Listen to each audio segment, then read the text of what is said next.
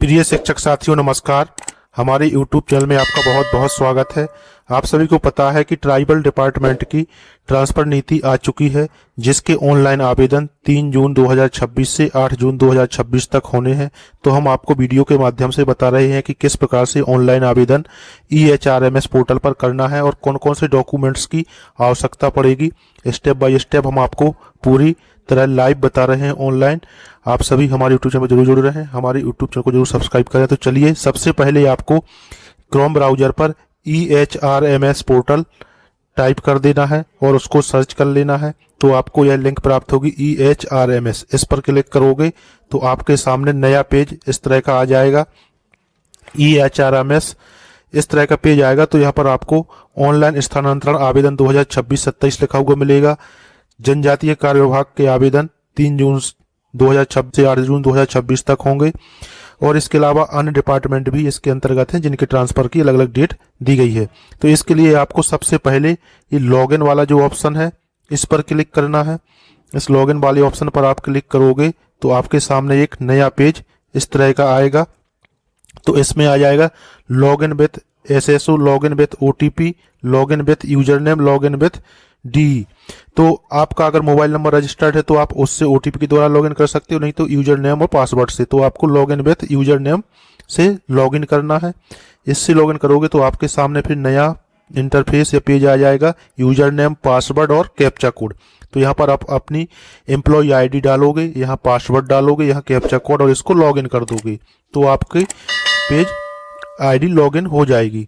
जब login ID हो जाएगी तो आपके सामने इस तरह का इंटरफेस आएगा, जहां पर EHRMS लिखा मिलेगा। इधर पर आपके ब्लॉक का नाम लिखा मिलेगा, इधर यूजर नेम अर्थात एम्प्लॉय ID और इधर पर कर्मचारी का नाम। ये हमने सुरक्षा कारणों की दृष्टि से इसको ब्लर कर दिया है।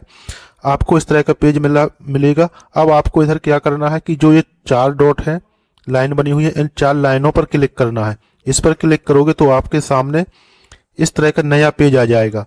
जब इस तरह का नया पेज आएगा इधर, तो इधर क्या मिलेगा, ऑप्शन मिलेंगे बहुत सारे, dashboard, contractual, module, profile, service book. तो आपको अपनी प्रोफाइल चेक कर लेना है कि यहाँ पर कोई गलत एंट्री तो नहीं है और इधर आपको मॉड्यूल पर क्लिक करना है। जैसे ही आप इधर मॉड्यूल पर क्लिक करोगे तो आपके सामने फिर से नया पेज आएगा। तो अब इधर नया पेज मॉड्यूल पर क्लिक करने से क्या आ जाएगा, यहाँ पर मिलेगा appraisal, annual property return, leave, apply, transfer.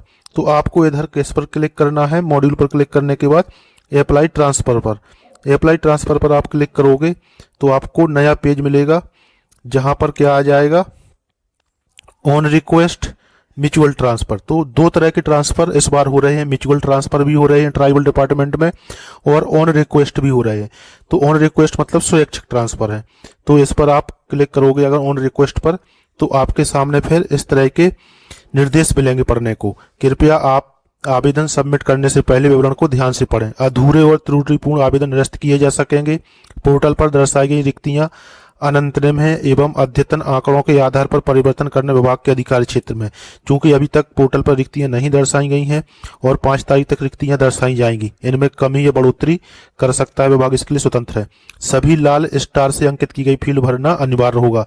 स्थानांतरण के लिए वांछित संस्थान चुनने के लिए अधिकतम 15 कार्यालय या संस्थानों का चयन किया जा सकेगा, अर्थात एक अभ्यर्थी या कर्मचारी अधिकतम 15 स्कूलों का चयन कर सकता है। छात्रावास और आश्रम में अधीक्षक पद पर स्थानांतरण नहीं होगा। चुने गए कार्यालय संस्था की प्राथमिकता प्रायोरिटी ड्रॉप डाउन से चुनी जा सकेगी।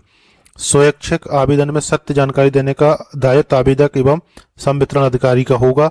गलत जानकारी पर दोनों पर कार्रवाई की जा सकेगी।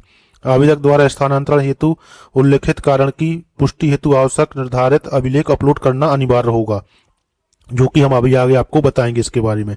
अपलोड किए जाने वाला डॉक्यूमेंट 2 MB से ज्यादा की PDF नहीं होनी चाहिए।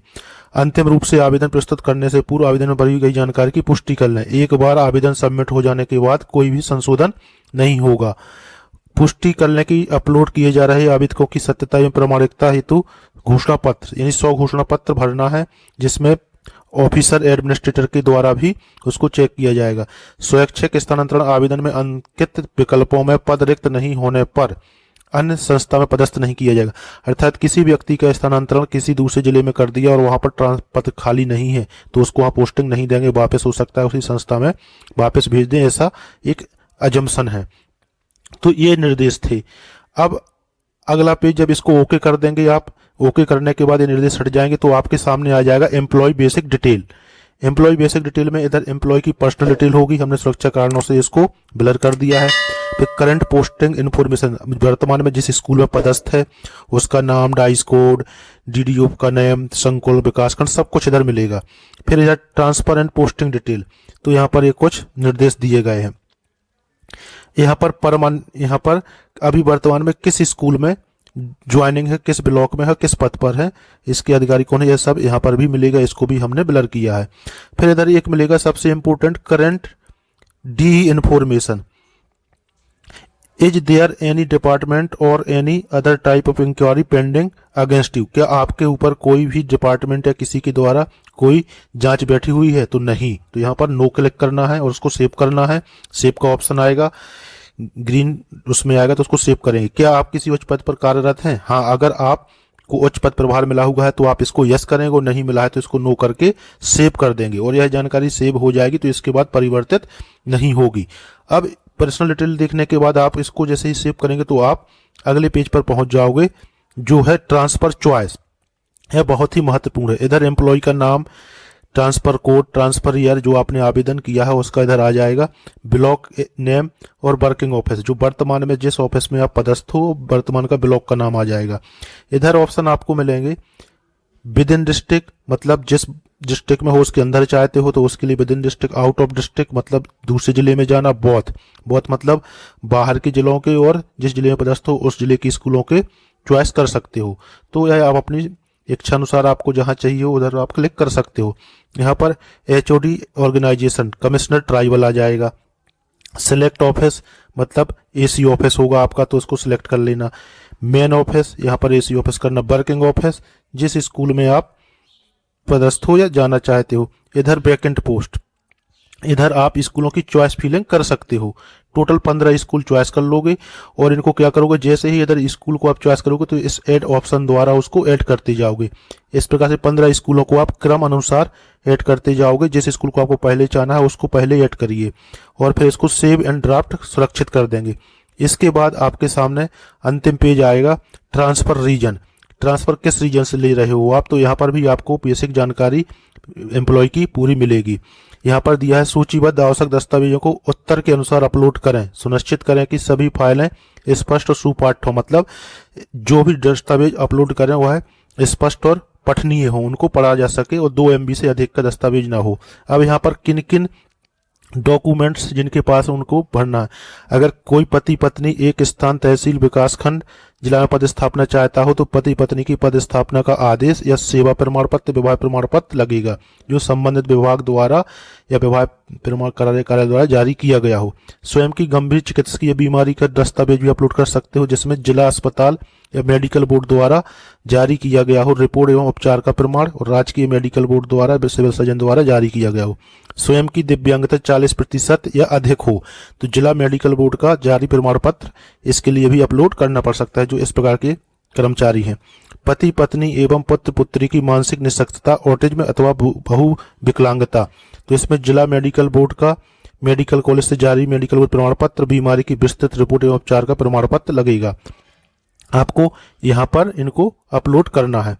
फिर है पति पत्नी की मिलिट्री या पैरामिलिट्री में पदस्थापना, जो अगर कोई पत्नी टीचर है और उसका पति मिलिट्री या पैरामिलिट्री में है तो उसको भी इसका आवेदन अपलोड करना पड़ेगा। अन्य में आ जाएगा जो अभ्यर्थी जिनके माँ बाप की तबीयत सही नहीं है, अगर पेरेंट्स की तबीयत सही नहीं रहती हो, बहुत से अभ्यर्थी लगाते हैं कि हमारे पेरेंट्स गंभीर बीमारी से ग्रसित हैं, तो यहाँ पर वह उनके दस्तावेज बीमारी के अपलोड कर सकते हैं, सहायक दस्तावेज लिखा हुआ है। महिला आवेदक है तो इधर पे यस करना है। 55 वर्ष से अधिक की आयु वालों को नहीं मिलेगा। कुल शासकीय सेवा, यहाँ पर जितने साल आपने सेवा कर ली उसकी एंट्री होगी। और 100 घोषणा, अंत में 100 घोषणा पत्र अपलोड करना है जिसमें स्वयं की सिग्नेचर होगा और शपथ पत्र होगा और संवितरण अधिकारी का भी सिग्नेचर और शपथ पत्र होगा, उसको यहाँ पर अपलोड करना है। तो वीडियो कैसा लगा कमेंट बॉक्स में जरूर बताएं। हमारे यूट्यूब चैनल को जरूर सब्सक्राइब करें। आप सभी का बहुत बहुत धन्यवाद।